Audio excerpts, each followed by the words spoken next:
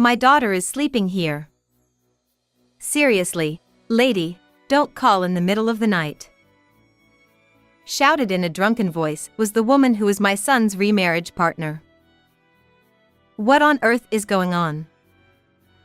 My granddaughter, in tatters, is standing right in front of me. What's going on? What's happening?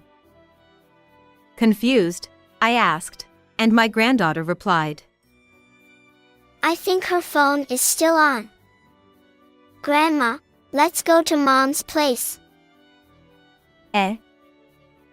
Maria Keaton, pseudonym, 60 years old's experience. My name is Maria Keaton, 60 years old. I work part-time as a cashier at a supermarket.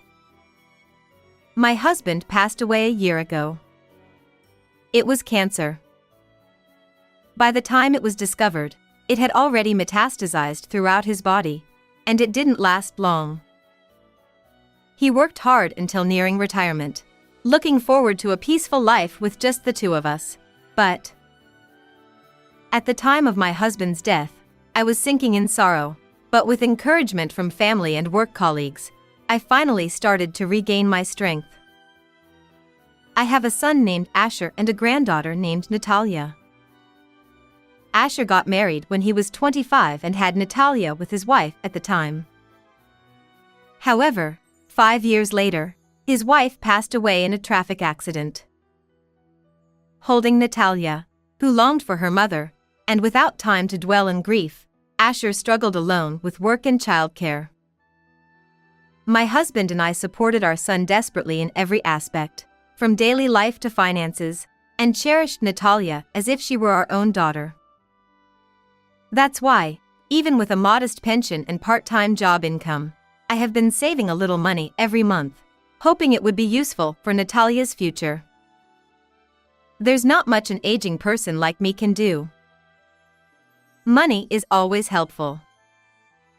One holiday, I was busy running around from the morning. Today, Asher was bringing the woman he's dating to our house. A while ago, he consulted with me about remarrying. The woman in question is a coworker from Asher's company, working as a temporary staff member and 2 years older. They became friends through work, and their relationship developed. When Asher told me about the marriage, my biggest concern was Natalia. It's been 5 years since her mother passed away, but Natalia is only 10. Will she accept her father's remarriage during such a sensitive period? Yet, I can't tell Asher not to remarry.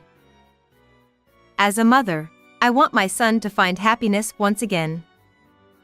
He's been struggling alone for so long.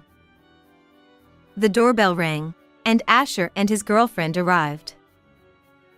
I invited them into the house and was formally introduced. Her name is Michaela.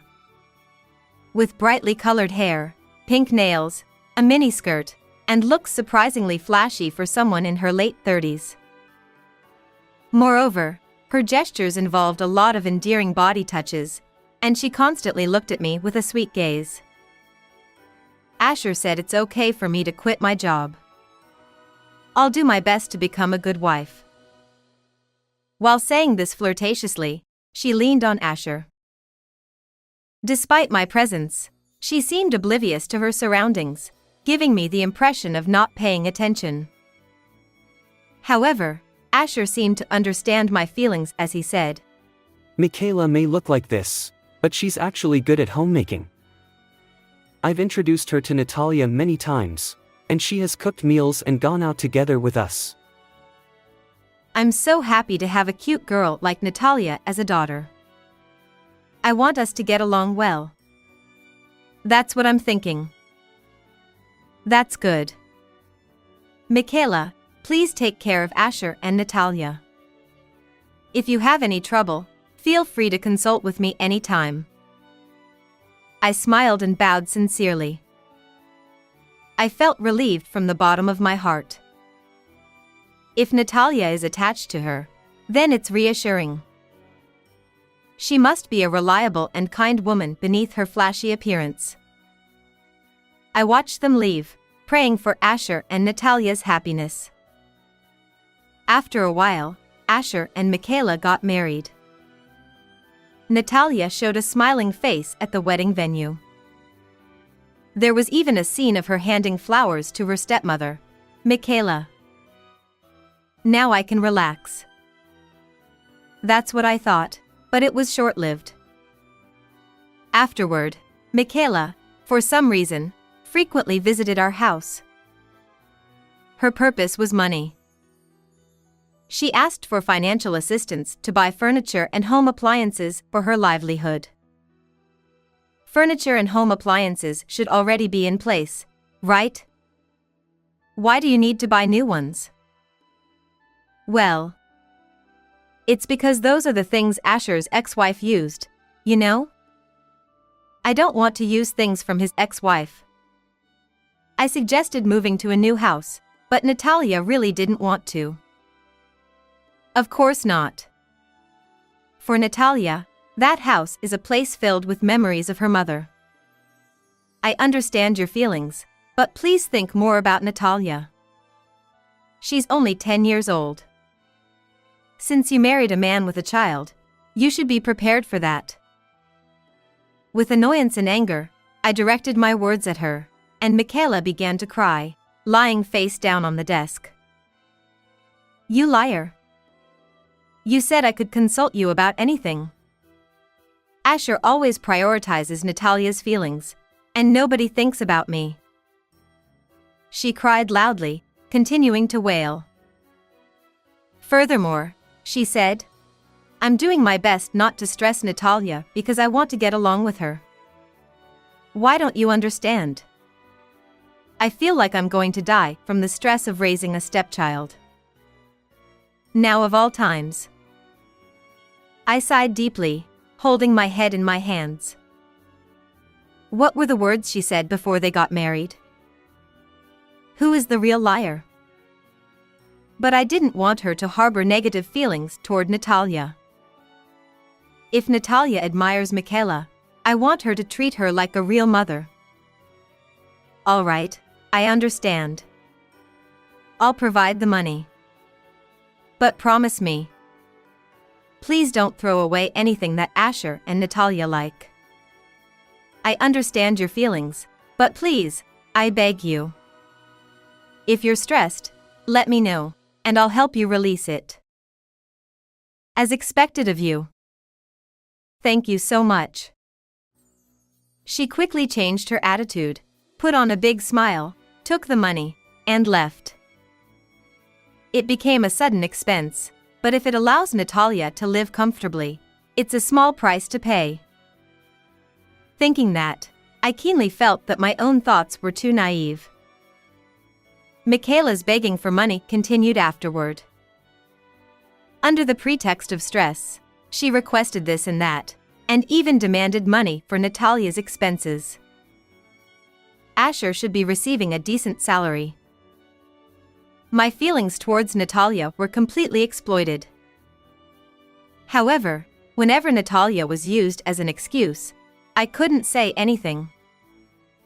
Finally, I couldn't afford to give money with just my part-time job, and I ended up in the situation of having to take on additional jobs and accumulate debts.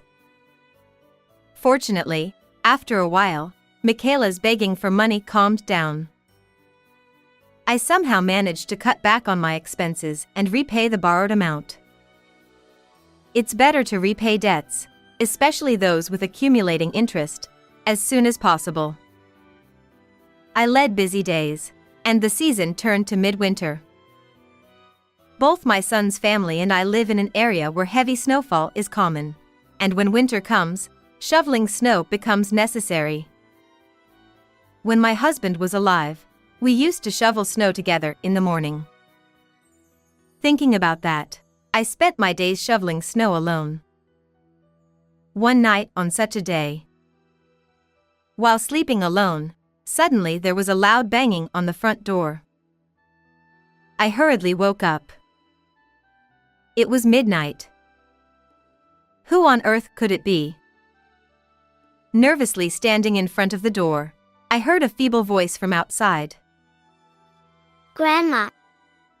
It's Natalia. Eh? Natalia. I quickly opened the door, and there was Natalia, barely standing, having finally made it to the door. Her clothes were torn in various places and tattered, and her feet. She was barefoot.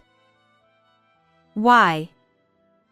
On such a snowy day, why would she walk in a blizzard in such a condition? I held my head in confusion. But now was not the time for that. I quickly brought Natalia into the house and prepared a warm bath. Natalia's lips, which had turned purple, and her face, which had turned icy blue from the cold, seemed to have calmed down somehow, and I felt relieved from the bottom of my heart. It was 2 a.m., midnight. While watching Natalia drink hot milk from the side, I called Michaela's phone. Asher has been away on a business trip since yesterday. He had asked me to help if anything happened. Hello? Michaela, who answered the phone, spoke cheerfully, but she seemed to be drunk, with her words not coming out clearly. Michaela? It's me. Where are you now? What have you done to Natalia? Oh. It's you, old lady. Annoying. I heard a sigh on the other end of the phone. Then I heard her giggling and laughing with someone else. It seemed like she was with someone else. Just answer properly. Where are you? What are you doing? Leaving Natalia? Do you know what condition Natalia is in? You're so annoying. She's sleeping next to me. And, lady, do you know the word inconsiderate? Don't call in the middle of the night. It's irritating. After a series of insults, she unilaterally hung up the phone. I was speechless, holding my head. What's going on? What on earth is happening? Natalia, undoubtedly, came to me for help in her tattered state. Grandma. In the midst of confusion, Natalia gently spoke to me. Unlike the pale expression from earlier, her complexion had returned, and she continued. I think her phone is still on. I know where she is. Grandma, let's go to Mom's place together. Eh? I couldn't understand what she was saying. Natalia began to explain everything that happened, from the time Asher and Michaela got remarried to what happened this time. Michaela had been kind to Natalia only at first. As Asher got busier with work, her true nature began to show. Surprisingly, Michaela started engaging in infidelity, taking advantage of the times when Asher wasn't around. Desperate to dress up and go out, she even stopped making meals for Natalia. One day, while Natalia was returning from school, she encountered Michaela walking arm in arm with a young man. It seems she witnessed an affair. After being seen in the act of cheating, she later abused Natalia at home. Then, she forced Natalia to promise not to disclose anything and threatened her, saying that if she told anyone, she would face severe consequences.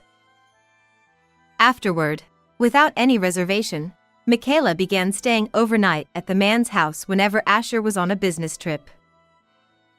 There were times when she even brought her lover to their home, at the worst moments. Even today, when Asher was on a business trip, she hadn't returned after staying overnight at the man's house. Natalia, who returned from school, should have opened the door herself as usual, but it seems she noticed that she had lost her keys. In the heavy snow, desperately searching for the keys, her worn-out shoes got stuck in frozen ice and became impossible to remove. She reluctantly went barefoot, tore her clothes to wrap around her feet, and came to me seeking help. This was the truth behind Natalia coming to me in such a tattered state. Natalia's feet, dangerously discolored in purple, regained sensation thanks to warm water, massage, and wound treatment. Hearing such a terrible truth, I sat down with dizziness. That such a thing had happened without my knowledge. I was scared of my mom. But I couldn't forgive her for betraying Dad, so I secretly installed a GPS on Mom's smartphone. That's how I know her location. Grandma, let's punish my mom. Natalia, I understand. Leave the rest to Grandma. You did well on your own. While saying this with tears, I hugged my granddaughter. Natalia is strong, but she's still a child. To subject such a cute child to such cruelty, I absolutely won't forgive it. Somehow, the blizzard outside had subsided. I immediately called Asher, who was on a business trip. He was surprised because it was a midnight call. After explaining the situation, he was shocked and agreed to come back immediately. I also called Michaela's parents. They seemed equally shocked as Asher but understood the seriousness of the situation and said they would come over immediately. I put Natalia to sleep in a warm blanket and waited for everyone to gather. A few hours later, Michaela's parents arrived first. As soon as we met, the couple apologized repeatedly. It seemed they had taken the severity of Natalia being in danger seriously. Soon after, Asher returned safely. Seeing Natalia sleeping peacefully, he collapsed to his knees, relieved, shedding tears. As the outside became bright, and Natalia, having had a good rest, woke up, we headed to Michaela's place using the GPS Natalia had prepared. The GPS indicated an apartment located away from where my son's family lived. Fortunately, there were hardly any residents, and we managed to identify the room where Michaela and her lover were. With determination, I rang the doorbell. Yes. Michaela, who responded with a foolish voice, opened the door. Huh? What's going on? She, along with Asher, Natalia, and her parents, was shocked to see all of us. She tried to close the door in a hurry, her eyes flickering, but... Don't run away, okay? Let's talk. I quickly stepped in. Although I endured intense pain as the door closed on me, I managed to smile broadly. Let go. Get out. Hey, Michaela, what's going on? Open this. Yeah, talk. After a heated argument, she reluctantly opened the door. A young man with a cigarette in his mouth came out from inside. Hey, I'll call the police for trespassing. Fine. But your affair will be exposed too. And you, Michaela, were abusing my precious granddaughter. Let's call the police and reveal everything. Ugh, it's none of my business. He said disdainfully and threw Michaela's belongings at her. What are you doing? Don't drag me into trouble. It's over between us. Take that and get out. Never come back. With those words, Michaela was left alone, and the door was closed. She sat down, staring at the door in a daze. Although it was irritating to see the cheating partner quickly escape and act indifferent, now the priority was to confront Michaela. Putting her in the car and moving to another location, we confronted Michaela again. Whether she resigned or not, she began to explain tearfully. She, who loved playing around with men, couldn't stop even after marriage. She continued, spending the money Asher earned. It seems all the money she begged from me with various excuses was to cover the expenses she incurred. Asher, of course, furious, declared a divorce without demanding alimony. No, please forgive me. I promise I won't cheat again. Asher looked at her crying and pleading with disdain. Michaela's parents, with embarrassed faces, apologized multiple times. Really, I'm sorry. I don't know how to apologize.